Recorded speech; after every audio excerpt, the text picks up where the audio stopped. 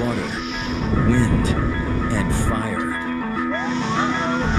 Trees tipping over like bowling pins. I don't have one. And as millions hunker down in darkness, we take a look at what's in the floodwaters.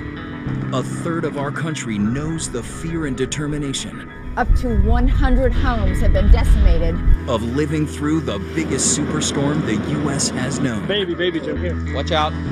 Where every prediction of disaster came true. It feels like it's like the apocalypse has hit. Terror as the power shuts off in the hospital ICU. Patients on ventilators maneuver down dark stairwells. Preemies carried out into the night. The people of the storm. A baby beginning his life in chaos and joy. The largest economic engine of the country at a standstill, unplugged by Mother Nature. We'll go into the watery labyrinth that's the New York City subway. Man. What happens next? The very latest as heroes pull together in a race to safety to survive the perfect storm.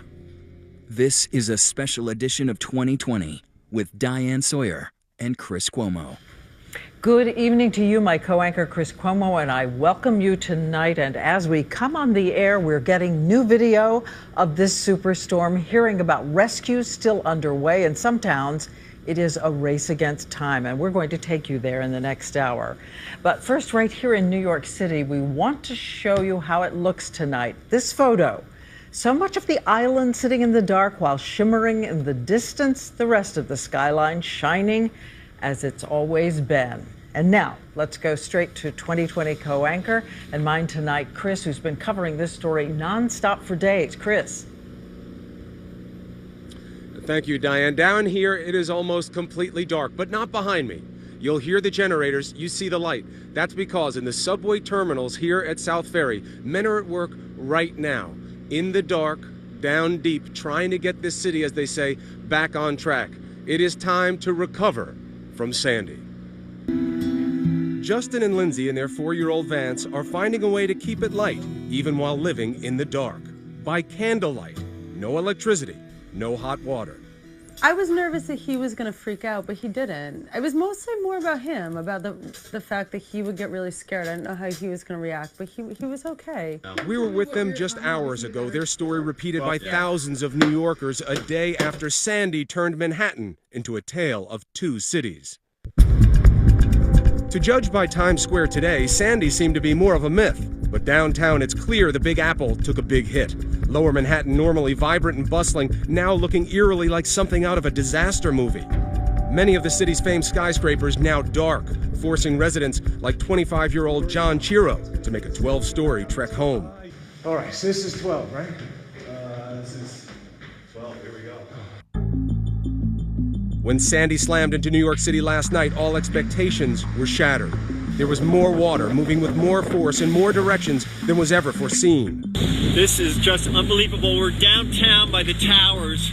The incredible record-setting 14-foot storm surge hit like a liquid fist, punishing Battery Park City, southern Manhattan. Sandy seemed to use darkness as deception. Black roads became black rivers, trapping those left behind, including us. We have found ourselves stuck on an island within an island. We were forced to hunker down in vehicles overnight. And it's not just the water. 70-mile-an-hour winds scream through the city, collapsing this construction crane mounted on this midtown high-rise. Streets are closed all around, buildings evacuated. Even guests in the nearby luxury Parker Meridian Hotel had to find somewhere else to stay. Downtown, the wind ripped the entire facade off this building, exposing the apartments inside like a dollhouse. Oh my gosh, there's no walls for these apartments. Incredibly, no one was hurt. An explosion at a utility company substation plunged much of lower Manhattan into darkness. Today, almost 750,000 residents, no power. The storm virtually crippled one of the wealthiest and most powerful cities in the world. For the first time since 9/11, bridges and tunnels leading in and out of the city closed. All of the New York City area airports are also out of commission. My colleague Juju Chang just did a flyover of LaGuardia Airport. It doesn't look like a landmass. It looks like a big river of water.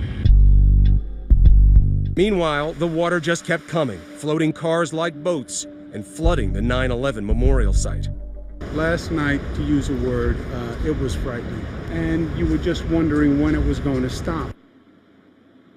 But the real job may lie below, as the surge of water has inundated the Brooklyn Battery Tunnel and the city subway system. We went into the labyrinth of debris, water, and damage that are the city's subways, with MTA official Joe Leader. This wall here is from down here. That's how much the water pressure was. Oh, man, it's got to weigh 200 pounds. The subways are the vital arteries that keep Manhattan alive, and right now most of the downtown tracks and all of the tunnels leading off the island are flooded. These are the stairs going down into the subway, and this is a wall of water. Actually, this is about 3 levels. This is a complete disaster. You are calm. Why? You just roll with the punches. I mean, we know what we can do. We will get the city back as quickly as possible. Hollywood has always had a fascination with the effect of a mass calamity on New York City, from natural disasters to a man-made plague or even an alien invasion.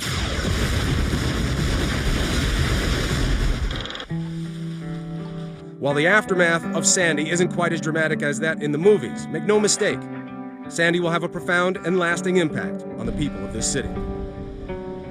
And we're one of the lucky ones in the building because we do have windows in the apartment. But New Yorkers are nothing if not resilient. So we played some games last night, some board games. And You still going to make a Halloween of it? definitely, yeah. A lot of New Yorkers are hanging in there. They're doing their best. John is young. I remember 9/11. I remember being just streets away from where we were stranded when Sandy came. I remember the same sense of foreboding, and we felt it in the people around us. But you know what? This was a different day. The next morning, this morning, the water was gone. The things that we've lost, power, property damage, the lives we can never get back. But 9/11 gave us some perspective. Diane, we have definitely lived through worse.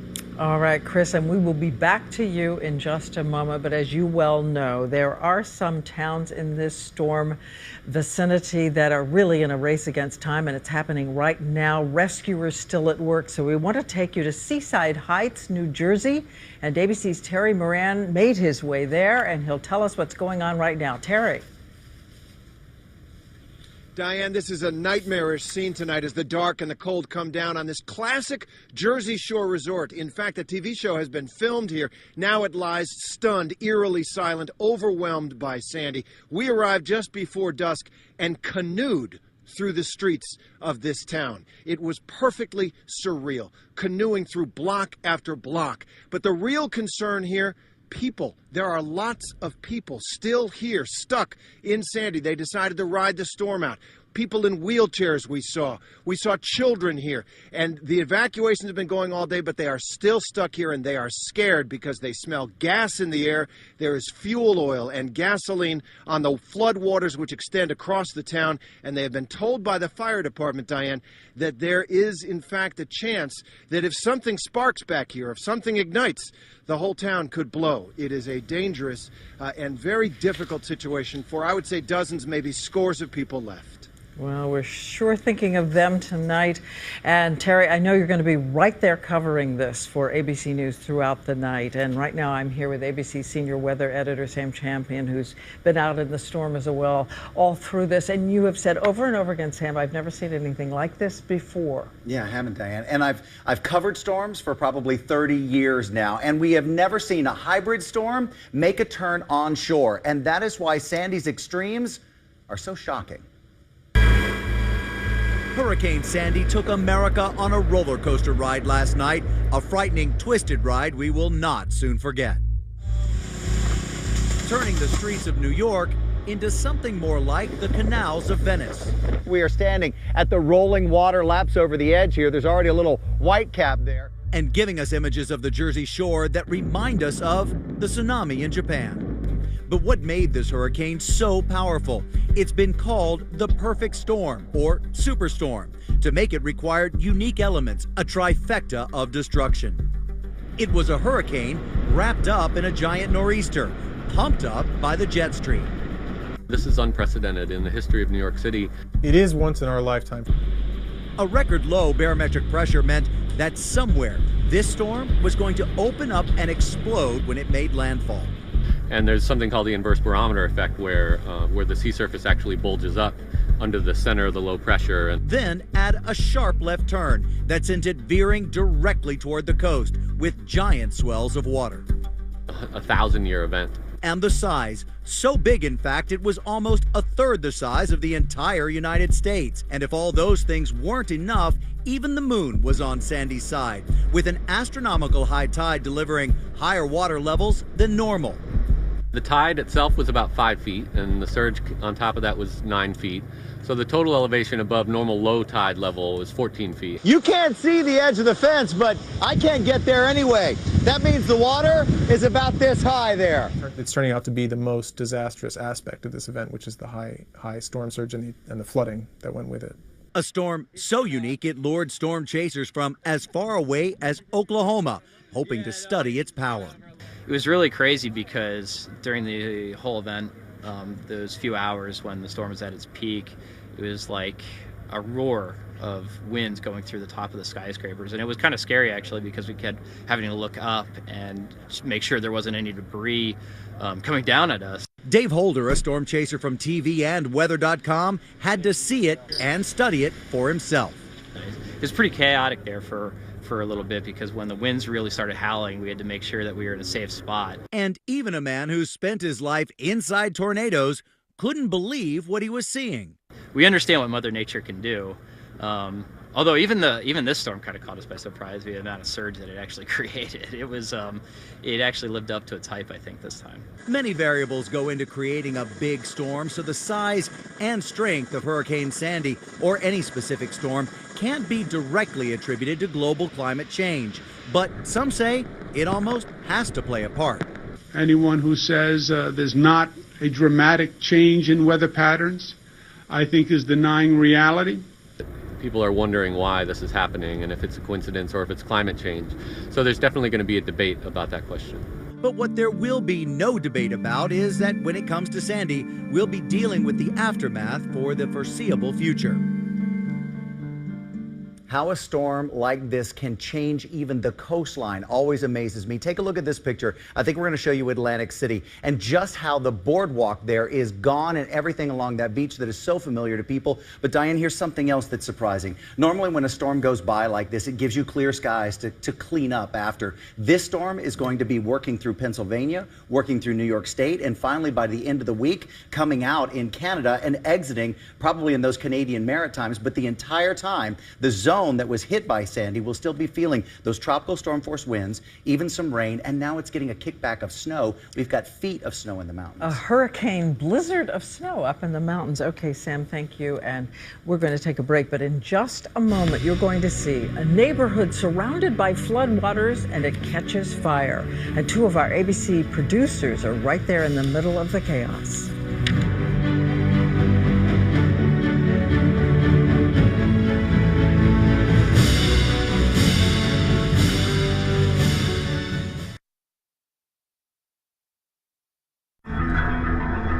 A special edition of 2020, The Perfect Storm, returns. And now we're going to take you inside an incredible event. We first traveled to this community because there were so many people who would not evacuate. And then we were there when it became one of the most dramatic stories of the hurricane. A fire burning more than 100 homes to the ground. And this is a New York neighborhood that is home to so many firefighters who were there for 9/11. My colleague and 2020 co-anchor Elizabeth Vargas here with more. Elizabeth. Diane, we spent the day today at Breezy Point. It's a community of firefighters and first responders with a long history of sacrifice. Last night and early this morning, these people who have saved so many from so much were forced to stand by helplessly, unable to save themselves from the hurricane's most unexpected destruction. Where was your home? Oh my gosh. I'm so sorry for your loss. Today, the New York neighborhood of Breezy Point has been reduced to a moonscape.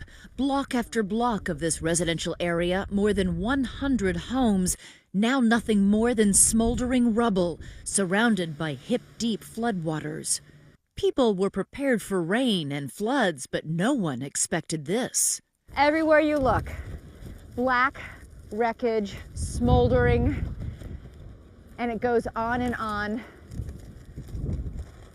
for blocks. Many New Yorkers couldn't find Breezy Point on a map. Out on the tip of the Rockaways Peninsula, home to many firefighters and first responders, it's no stranger to tragedy. On 9/11, Breezy Point lost 29 souls. We were looking for the holdouts, basically. 2020 producers Jim DeBrill and Keturah Gray went out yesterday when we heard there were people here who refused to leave. We're sticking it out, even if we have to climb on top of our roof. They found folks like Mary LaPera. There's a house boarded up. She's lived here all her life, and like most others in Breezy Point, she was undaunted by the doomsday forecasts. Mary lives in a neighborhood they call The Wedge, a cluster of small walkways not wide enough for a car. We're just trying to see all the neighbors that are still here. It's 4 p.m. We are following as Mary checks on the neighbors over on Irving Walk. She's one of the ladies. Like 85-year-old Annie Heslin. We hope we'll be okay. We expect we will be. Forget evacuating, she's busy baking. All is well next door, too. Claire Cook and her boys are settled in. I'm bearing it out with the family. Christopher, are you going to come see puddles with us? Folks here have heard officials cry wolf before.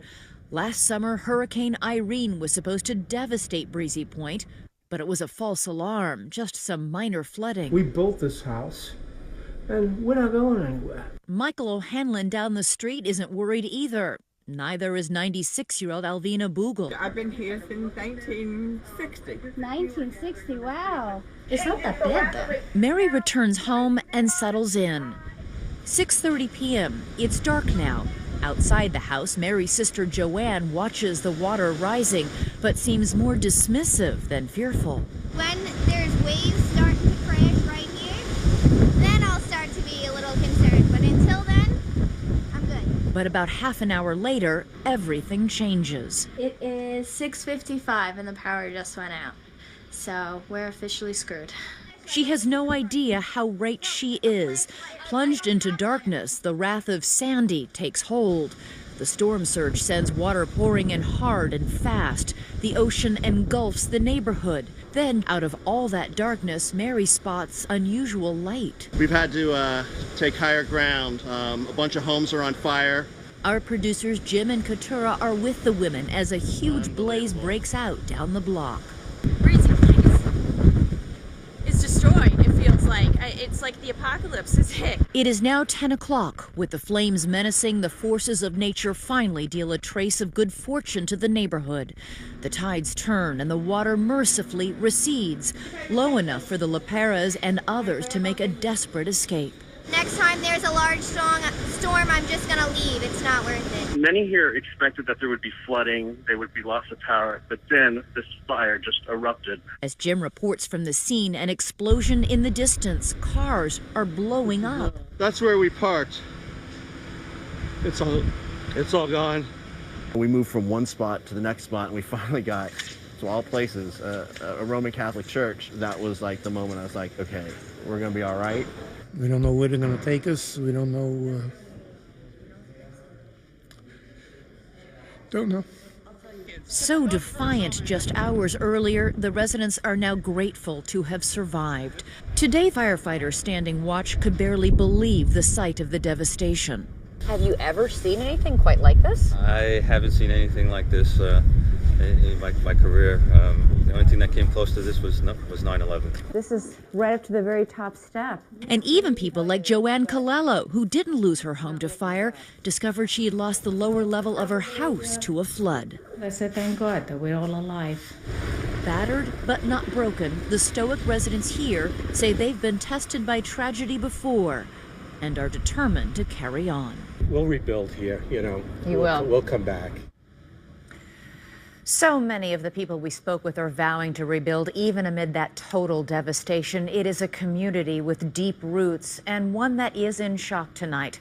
One resident echoed what Senator Charles Schumer told me this afternoon standing in that rubble. In all the combined experience of every firefighter out there, not a single one had ever seen any fire ever like it, Diane, and it was truly amazing and difficult to reach. And at this point, we know of no reports of any death from that fire? As of now, no deaths. The evacuations went very, very well. People who did ride it out were quick to recognize the danger, cry uncle, and get on those boards and laugh and rafts when they came by. And you said as you were heading there, it was like a moonscape all It was around like you. a scorched moonscape, an island of a scorched moonscape, surrounded in every direction by floodwaters and then the ocean on the final side. So it was very difficult to get in. It took us hours to get in. Once we got there, we couldn't believe what we saw. I've never seen anything quite like that. Stunning report. Thank you so much, Elizabeth. And next, when we return, what is in the floodwater? Dr. Richard Besser takes a sample to show everyone what could be in it, what might make it glow in the lab, and also how cautious you ought to be.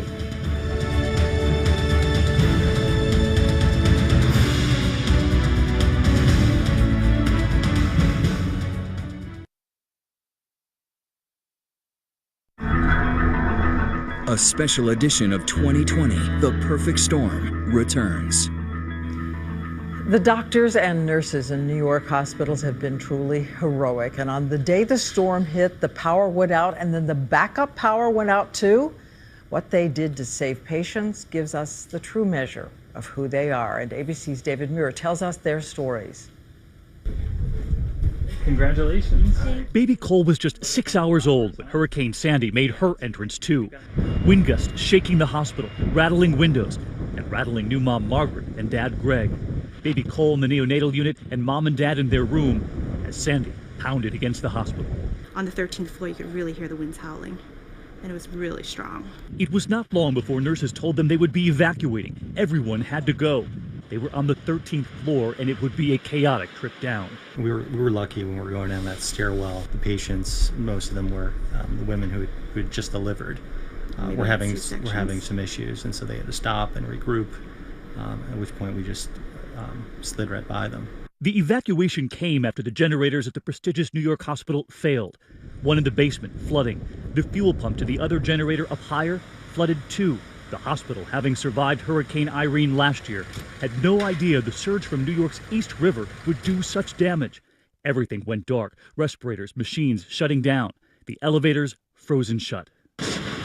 Outside the hospital, the careful moments. The team surrounding every patient, especially the tiniest ones. This newborn, wrapped in a blanket, needed help breathing. And with the respirators not working, this nurse did the work on her own, using tiny bags of air to fill the baby's lungs. And when we arrived shortly after the hospital went dark, all you could see were the paramedics racing in, carrying gurneys and plastic sleds that they would use to carry patients down that stairwell. Inside the stairway, nurses and doctors careful at every turn, worried a wrong move could put the critically ill in greater danger. From above, the ambulances, a line of them down the block and around the corner, a stunning sight in a neighborhood that had gone dark. These images taken on my iPhone, one of the nearly 300 patients loaded into an ambulance and rushed to a nearby hospital. This young doctor was inside when the hospital went dark. So there was literally like a bunch of people who would just go with each patient to carry them down the stairs physically. All these firemen that were carrying these women who were gurneyed to these sleds, I mean, it's pretty amazing. You saw them just dripping with sweat and carrying these women that couldn't walk down the stairs. But their first concern were those babies in the intensive care unit, 20 of them. They were brought down 9 flights of stairs, some of them on outsized gurneys, paramedics racing to give them oxygen. A hospital source telling me the first move was to assign a team of nurses and doctors to every patient, every newborn, until that baby had made it out. 9 flights of stairs, that's an extraordinary trip. It's unbelievable even in an elevator. A lot can go wrong once those elevator doors close. You're in a free form in terms of an environment. When you take a patient down a flight of stairs, absolutely, lines can slip, they can become dislodged, tubes can come out. So you need a person monitoring every single thing that's going on with that patient. While this was all unfolding, Stalasha Wims was home in Long Island, New York. Her newborn girl, Ariana, still back at NYU Medical Center. She'd called the hospital to make sure everything was okay as the hurricane approached. Her baby, born a month and a half premature with a heart condition, had to stay in the hospital for a few more weeks, but then Mom turned on the news. I was watching closely, looking at all the babies come out, watching the nurses, see if I see her nurse, stuff like that. It took her hours to get into the city, in the middle of the hurricane, to find her baby girl. And when she got into Manhattan, she was told to go to Mount Sinai Hospital. And there she was, another baby saved by one of those teams. You all were the welcoming committee. That's right. Yes. Tonight, Mom looking over her baby, relieved. And so are Margaret and Greg, who will soon take their new baby boy home. So a lot to be thankful for tonight. Very, very much. This will be a very special Thanksgiving. Reporting in ABC's David Muir. And we have had a medical question of a different kind today. People asking a lot. What is the residue of this storm? And is it contaminated? What's in the mud? What is in the water? ABC's chief health and medical editor, Dr. Richard Besser, by the way, who is a former head of disaster preparedness for the CDC, is here because he went out to do some tests. That's and right. You got some answers, Rich. Yeah, I wanted to show you why you have to be so incredibly careful whether the floodwater is in your basement or on the street. So I went down to Lower Manhattan, where part of it is still underwater, to collect a sample. And to protect myself, I collected floodwater using gloves and wearing these heavy red rubber boots. I took it to the Ambient Group lab, which specialized in water testing. And the water looked clear, but look at this. This is testing for bacteria. It glows purple if it contains sewage. And our sample will know tomorrow whether that had sewage in it. And again, this looked clear. It did. It smelled overwhelmingly like gasoline, so you knew that something was wrong with that to begin with. But the bottom line is any food that has come in contact with floodwater, you just have to get rid of it. There's no other way to be safe. Right. You think if it's packaged up or if it was in a can that you can keep it around. Yeah, there's no way to adequately clean that. And if you have to clean something, what's the best way to do it? You want to wear gloves, you want to wear boots, and you can wash it off in a dilute bleach solution. We have that information on abcnews.com. Another big question coming in, especially some of these communities, as we know, about without power, drinking water, and you're going to be testing that as well tomorrow. I am. All right, Dr. Richard Besser on the case for us tonight. Thank you, Rich. And when we come back, all across the storm zone, what is turning out to be a lethal neighborhood danger, we want to show you what is happening with all those huge falling trees.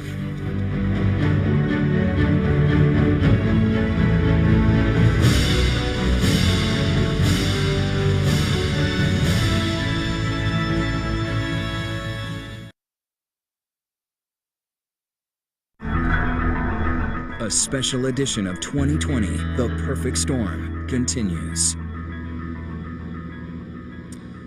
For all our focus on Sandy's tidal surge, record-breaking, and the blistering winds, it turns out that falling trees caused most of the deaths in this disaster. ABC's David Curley takes us across the path of the storm, explaining why. You are about to see a triple teardown of trees. Oh my God. Oh my God! 16-year-old John Mateer taping it all from his window in Waton, New York. First, a neighbor's tree. Oh my God! Then a tree snaps in their front yard.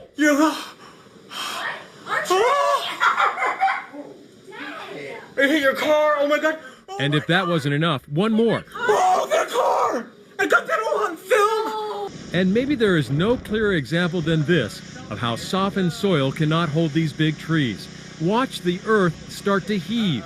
Uh-oh. Matthew Weinschreider in Huntington, New York knew there was nothing he could do but watch and tape that big tree going down.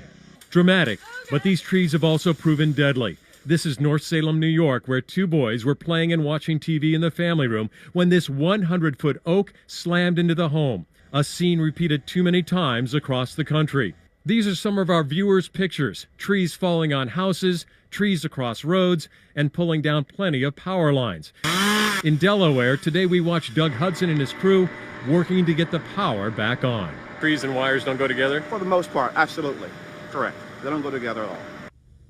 And most deaths in these kind of storms do come from trees falling. It's probably true for Sandy as well. And here are some roots. And take a look at this tree. And here's the problem that happens in these storms and what happened in Sandy. You get 4, 5, 6 inches of rain and then a lot of wind. All that rain soaks the earth and makes it soft, and then the wind is able to take this tree and blow it down. And look at this root ball and all this earth and soil that actually moved when this tree fell down.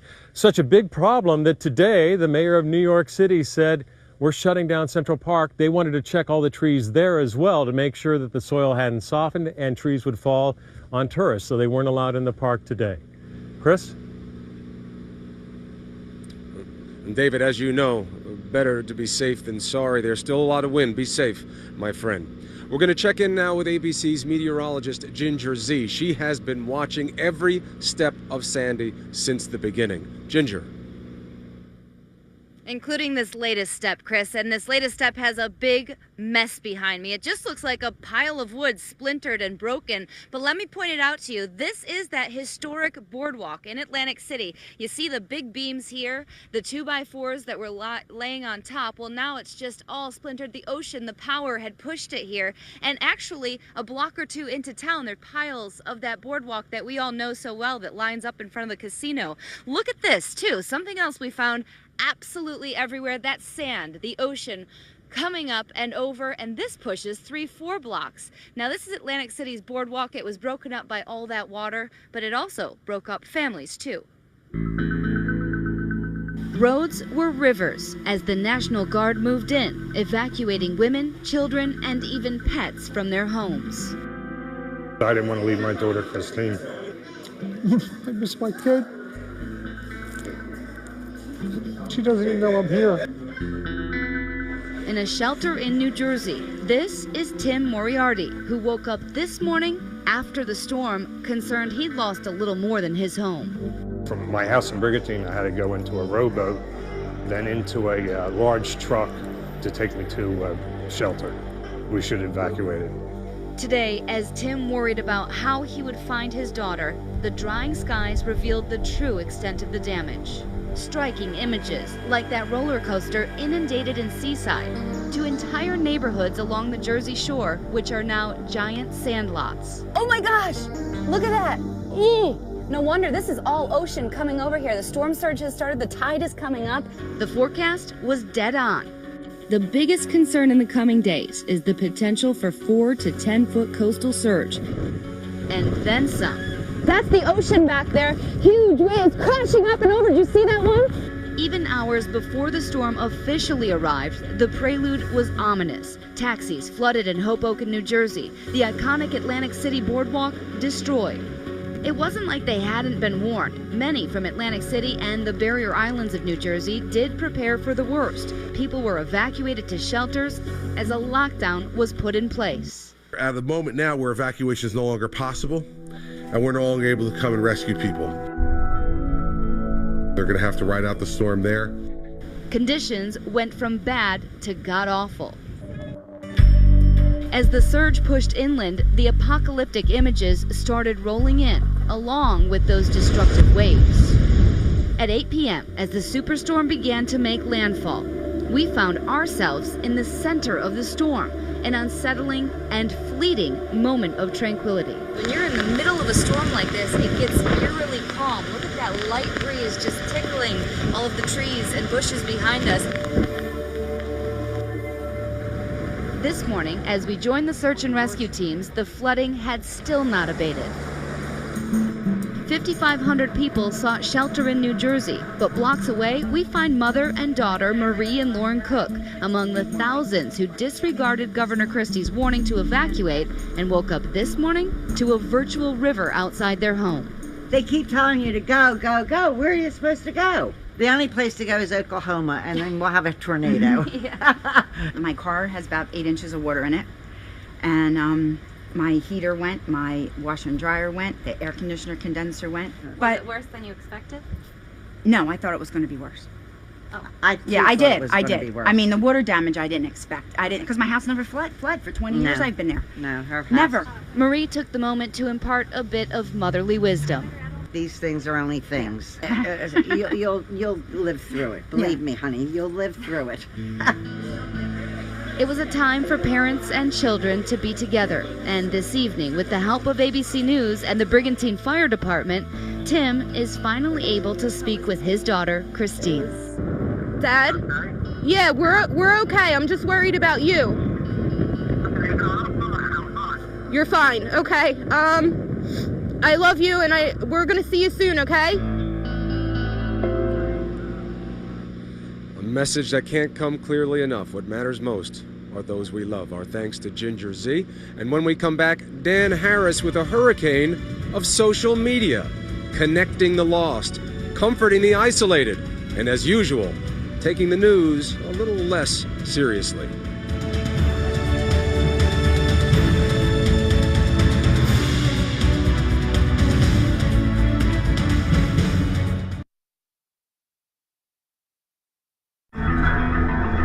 A special edition of 2020, The Perfect Storm continues. Once again, Chris Cuomo. You know, as reporters, we lean more and more on social media these days, and it seems when everything else fails, Twitter and Facebook are like indestructible. And that has certainly been the case during Hurricane Sandy, as Dan Harris tells us. When big bad things are happening, when it feels like the whole world is falling apart, social media can turn into what one writer today called a virtual campfire. Real sign of the power of this. As a news reporter who was out covering Sandy, I participated vigorously in this national conversation from the beginning right through the end of this storm. Worried about this thing? It started on Sunday when I was among the New Yorkers stocking up. I tweeted, "Why I love NYC. No panic, but long lines at fancy grocery stores." What are you going to panic? We're New Yorkers. And then when I was watching the mayor break into stilted Spanish during his news conference, I wrote, "Love listening to Bloomberg speak Spanish. It's like a male robot version of Sofia Vergara." Which is when some of my followers directed me to a Twitter account called Miguel Blumbito, which mocks the mayor's language skills. Suspendido. It's also how I heard about this fan site dedicated to the mayor's sign language interpreter, who one writer called a human emoticon. People were sharing pictures like this one of a guy stocking up with food, phones, candles, a samurai sword, and a disco ball. There were also lots of pictures of dogs in rain gear. Oh my gosh! Look at that! Out on the front lines, I was unable to watch most of the news coverage, so Twitter became my lifeline, the place where I saw real-time images like this boat on the train tracks or this trampoline tangled in high power lines, subway station submerged, and that dangling crane, which pretty soon had its own prank Twitter account. Which leads me to one of the big concerns about social media during these major news events. A lot of the stuff you'll find here is fake, like these sharks in the floodwaters, or photoshopped storm clouds swirling around Lady Liberty. We're seeing Twitter's immune system come in and activate, that the people were stepping up to fact check, to verify, and then to really celebrate the images that were accurate. It is much harder to fake video like this, however, and that was the other thing people were sharing big time on social media, gripping clips of trees falling on cars or being ripped right out of the ground. Overall, Sandy was a massive event for social media. Over 3 days, nearly 18 million tweets. It's a way to participate, to make a contribution, that you can say, here's what I'm seeing outside my window. At the end of the day, it's about meaningful connection from our leaders to the citizens, like the governor of New Jersey saying he's considering rescheduling Halloween if it's not safe to trick or treat. We want kids to have Halloween, but I also want kids to be safe and alive. On Facebook today, the most shared term was "We are okay." And the most liked pictures were of a rainbow over America's largest city on this day after an unprecedented disaster, resilient as ever. Images that seem to say, we are all going to be okay. And that is a beautiful image indeed. Our thanks to Dan Harris. I hope he gets some more Twitter followers out of that. When we come back, we're going to leave you with some of the most memorable images of Sandy.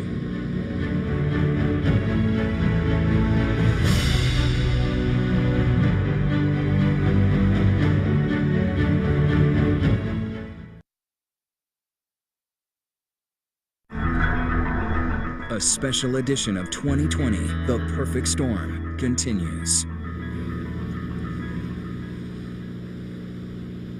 It's interesting, Diane, that we call Sandy the perfect storm when she turned out to be so imperfect for the people here. You know, it was so interesting that no matter what the calamity is, no matter what kind of disaster it is, it always comes down to the people. Things get lost, but who you love remains. And just when you think that you couldn't love your family and your close people anymore, a situation like this just makes you love them a little bit more, Diane, you know? Can't wait to get home, see the wife and the kids, who better be asleep.